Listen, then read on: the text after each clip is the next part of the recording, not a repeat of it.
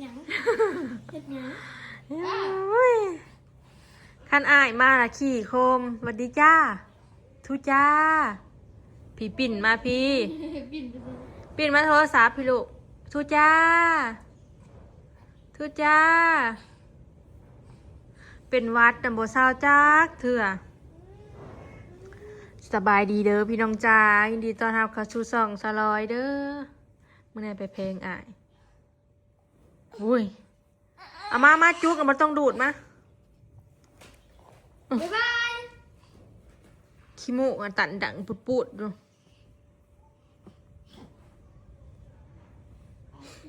เป็นวัดแต่ดุนระบบเศร้าจักเถื่อพี่น้องห้างกะสิเริ่มใครบางมือก็นอนได้เมื่อคืนนี่ก็นอนได้แน่อากาศมันเย็นมันหนาวอ้ายฮันก็เลิกมาตรงเฮียน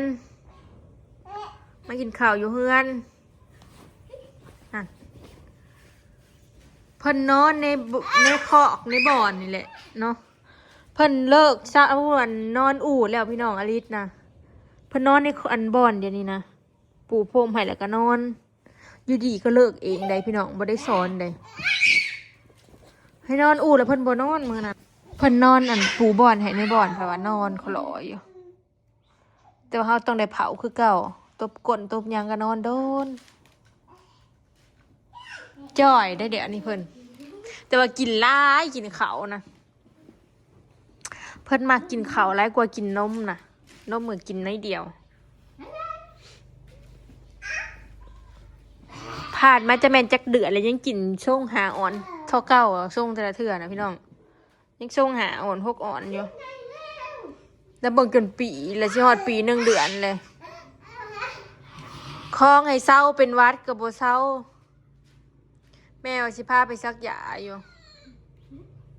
ทุจ้าทุจ้ามั่มบ่ลูกเดี๋ยวนี้บ่เว้าเลยได้บ่อยากเว้าเลยแขวทั้งลุ่มก็2ทั้งเทิงก็เริ่มป่งเป็น2แล้วอันนี้หูเด้หูหูแขวเด้แขวตาได้ลูกเฮ้ย3 เหลี่ยมเลยดังลูกเด้ดังเด้เพิ่นอยากนอนดัง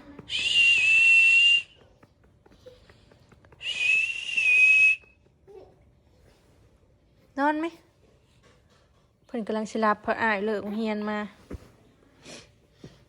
อ้ายก็มาแป๊บเดียวนึงดอกเข้าบ่ายโมงครึ่ง2 โมงครึ่งครับไปจ่อยอย่าเฮ็ดแต่สิดื้อน้ำลายเฮยเจ็บปากตาได้ลูกบ่เจอแล้วดังเด้ดังใส่หูเจอแต่หู ดังนี่ดังลูกอยากนอนแล้วมุนตาอ้ายมัน อ้ายมาบ่นอนดอกไปนอนไปแม่เป้า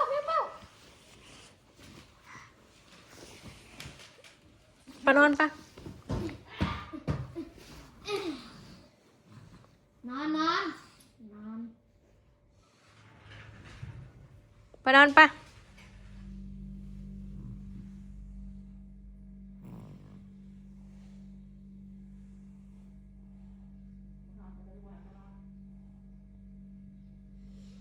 หลับแล้วพี่น้อง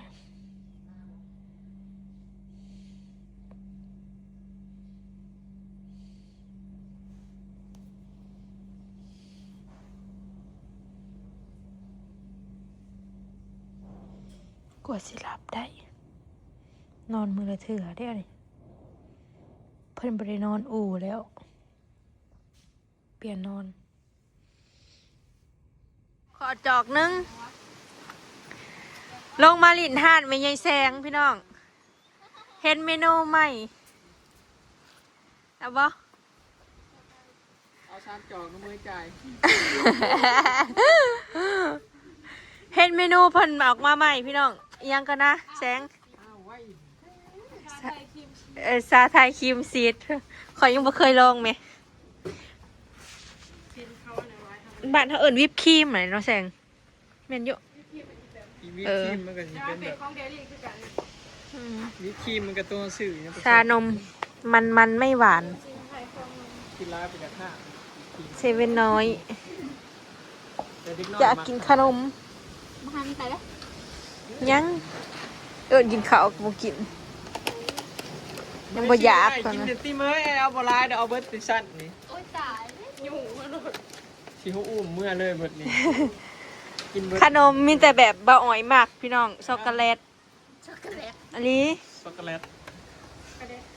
จักหน่อย บางเทื่อ มันก็สิอุ้มมาแล้วมีย เพิ่นซื้อเมื่อในตู้นะเต็มอยู่นี่ บัดลูกเราใหญ่แล้วก็สิจูงมือลูกเรามาแล้วเฮ้ย โอ้ยกินขนมลูกเวลาเก็บเอาแบบนี้นะลูกนะเอาแบบนี้แบบ คอยว่าสิบ่ได้เปลืองหยังดอกน้ำซองพ่อลูกนี่จะค่าตะกี้เปิดห้านขายตับน่ะขนมน่ะบ่ได้ขายบ่อ๋อยกินจนเบิด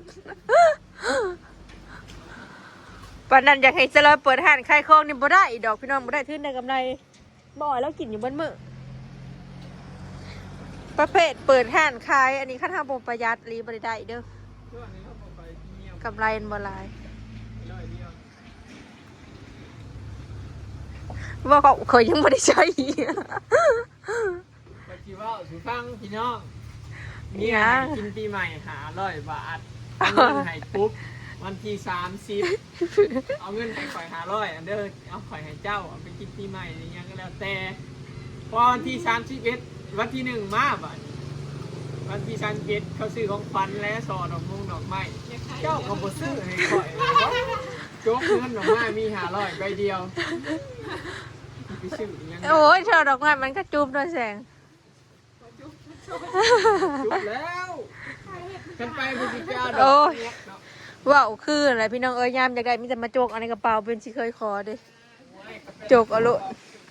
ความรักที่ก็ดูก็มันโผล่ เออคันให้อย่าไปซื้อแน่บ่ไปจะเอาไปสิให้เนาะ เอาก็แรกเขาสิว่าให้ บ่แล้วก็มาขอน้ำเฮาคือเก่าเนาะโอ้ อยู่ข้างกู ลมแห้งพี่น้องเอ้ยฝุ่นหลาย แต่บ่ค่อยหนาวแต่ลมมื้ออื่นมันสิหนาวมื้ออื่นน่ะ15องศา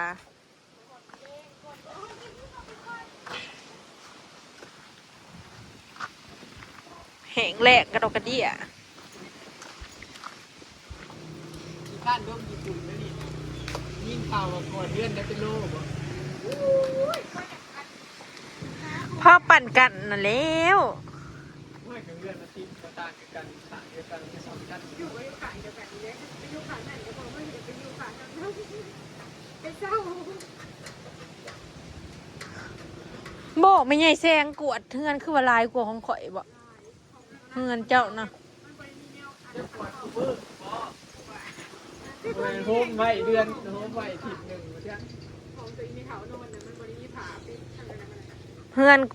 บ่อยากเว่าขี้พุ่น ด้านมันกับมี เฮือนข่อยมันนั่น หมอทั้งนอกที่กัน ของกลางมันมีทางนอกเลย เจ้าก็เอาเบย กับคนละจ็อกยังวะ ไม่เอาอะเรากินแล้ว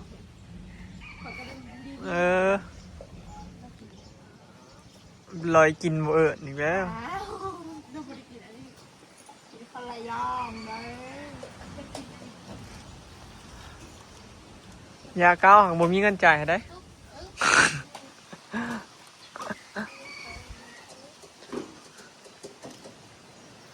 บ่ได้กินน้ำแต้ดนเลย ไม่นะครึ่ง ว่าแต่ว่านนี่นะโอ้ยกำลังว่ามันบ่ค่อยแล่นมันแล่น3-4ขั้นเลยมาอีกแล้วพี่น้องเอ้ยรถแกดินนี่เขาบอกขายว่ารถแกดินเขานี่ซื้อไว้แต่ละขั้นเอาไปจอดไว้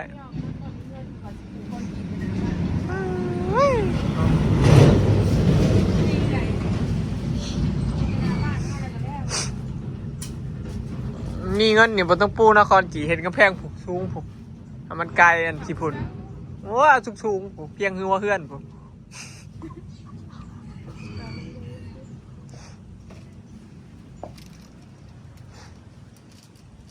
เชียน5 บาทบ่ โซบี้โซบี้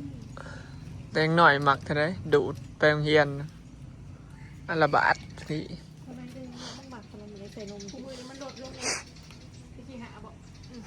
ตะกี้แต่ถ้าสมัยนั้นเขายังอาราบะยังบริได้ ขน เย ม อะ ที่เป็นถ้วยนะเจน แนวจิ้มโหมมากว่ะ ตะกี้มีแต่5 บาทไปโรงเรียนอันละบาท2 บาทตะกี้โอ้แล้วพี่น้อง ไม่ใช่ตัวของข่อยนะ อันเดียวกัน เดียวกันก็เอาไปกันกับ คนละจอก จะว่า ยันบ่อิ่ม เกิดลืมบอกของข่อยบอกว่า เทออก ในวันนี้ ไม่ได้กินนานแล้ว หูได้นะ เอามาของข่อยนะเป็นอะไร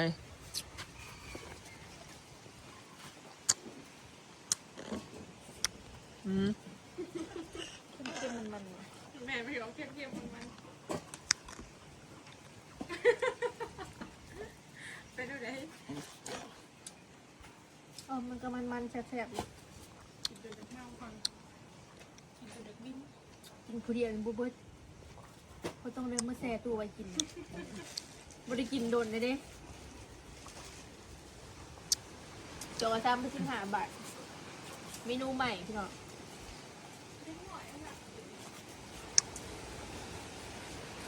กูเหมือนโหลดหวานลงพี่น้องอย่าหาเขาอดเอาเดี๋ยวนะถ้ายังมีแห้งจะมากิน ใช่ไม่เคยกินเลย เคยกินหวานจริงๆเคยอ้วนไว้ผมเป็นคนอ้วนไว้จอยเนี่ยเห็นโบนาพองนายคนใดผู้ดี2 บ่เป็นม่านอีกแล้วจัก ไหลวันที่ ม่านทองเป่าเลยบ่เป็นม่านหยังม่านขี้โผ ไข่หมูร้านนุ่มๆ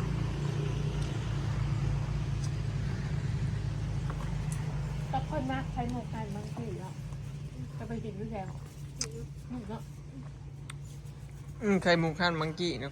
โคตรนุ่มคักเลย หมูก็ซื้อแพนทานใช่ มันเป็นคลองอย่างนี้เลยใช่น่ะข้างล่าง บอก ของญี่ปุ่นบ่แล้วของ ญี่ปุ่นเกาหลีดูไทยก็มีเลยว่ะ ญี่ปุ่นและเกาหลีนี่แหละ หอดแซนไปเดียว ก็จะเห็นเขาจะทุกอย่างแบบทุกส่วนคลอง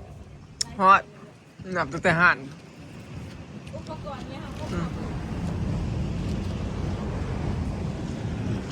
เกลือเมซอนนี่เนาะทำสีลุ่งไว้เพราะว่า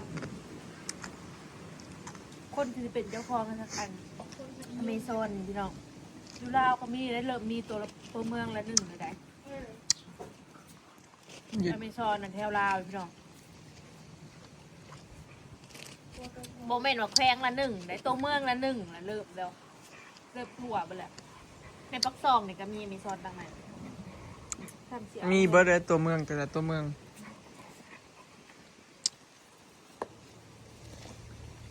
ปลาเมื่อ